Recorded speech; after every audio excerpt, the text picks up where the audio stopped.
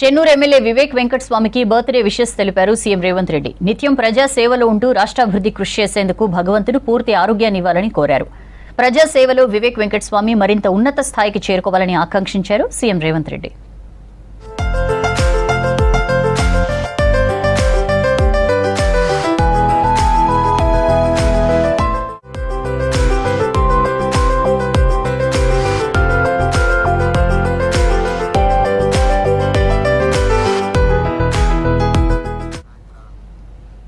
Chennur MLA Vivek వెంకటస్వామికి birthday wishes తెలిపారు CM Revanth Reddy. నిత్యం ప్రజా సేవలో ఉంటూ రాష్ట్ర అభివృద్ధి కృషి చేసేందుకు భగవంతుడు పూర్తి ఆరోగ్యాన్ని ఇవ్వాలని కోరారు.